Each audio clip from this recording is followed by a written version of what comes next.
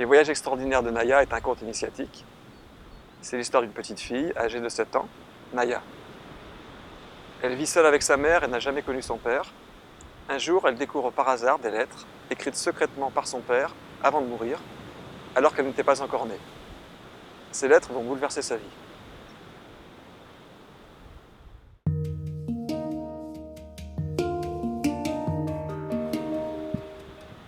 Dans ce livre, j'avais envie de présenter quelque chose de lumineux.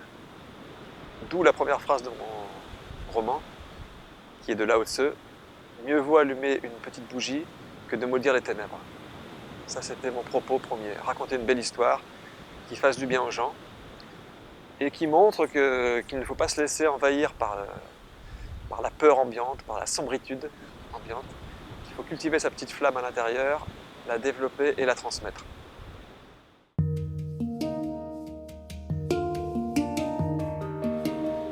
Ce qui a été déterminant dans mon parcours, c'est vraiment les rencontres. Surtout les rencontres en dehors de la France, on va dire, à l'étranger, au cours de voyages. J'ai eu la chance de voyager pas mal, grâce à la musique et aux musiques du monde.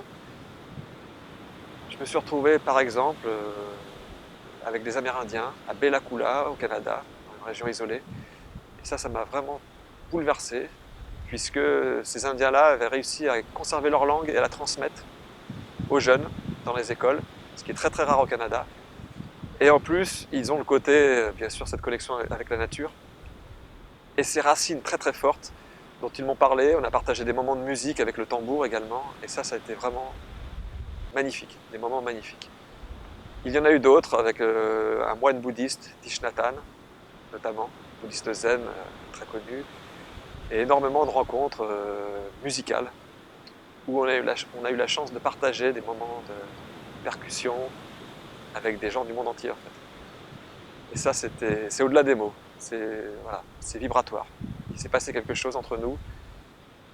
Et tout ça, ça m'a nourri, je pense. Et au bout de 10-15 ans, je ne me rends pas vraiment compte, mais je pense que ça m'a transformé à l'intérieur.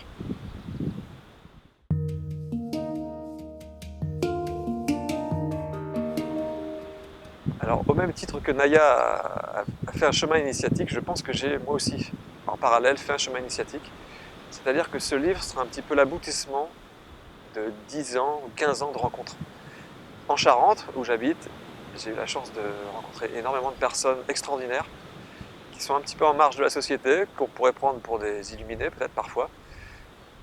Mais ces personnes-là vont au bout de leurs rêves et elles m'ont enseigné des valeurs très très fortes et une façon de voir le monde différemment. Alors c'est en dehors de tout dogme et de toute religion. Ça peut aussi bien être des personnes qui venaient du bouddhisme que des thérapeutes, que des psychothérapeutes, des gens plus dans la philosophie, des artistes aussi. Et je me suis aperçu qu'au bout d'une quinzaine d'années, j'ai fait beaucoup de stages en tout genre pour expérimenter des choses qui étaient parfois négatives au premier abord, mais qui en fait se sont révélées de très belles leçons. Et tout ce cheminement-là m'a donné l'envie en fait de faire une espèce de synthèse à travers une belle histoire, l'histoire de Naya, et de présenter le monde qui nous entoure d'une façon un petit peu différente.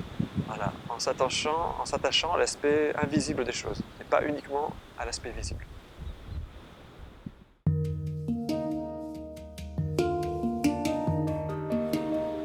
L'exercice de l'écriture pour moi est beaucoup plus compliqué que la musique, du fait du format déjà.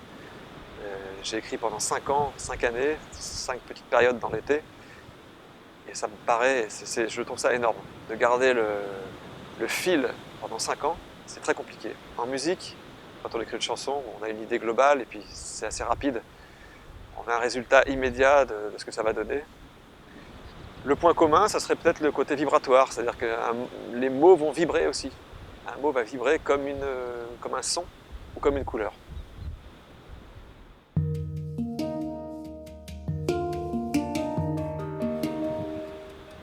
Alors je ne sais pas parce que justement ce livre il est en dehors de l'espace et du temps. C'est-à-dire que on ne sait pas exactement à quelle période ça se situe, on ne sait pas précisément dans quel lieu. Et justement je ne voulais pas avoir de données de précision à ce sujet-là. Donc pour moi le temps n'est pas très important. Naya effectivement elle a 7 ans, mais elle a la maturité d'une femme Tout ça, c'est un peu des codes, le temps, l'espace. C'est en dehors de ça, je pense.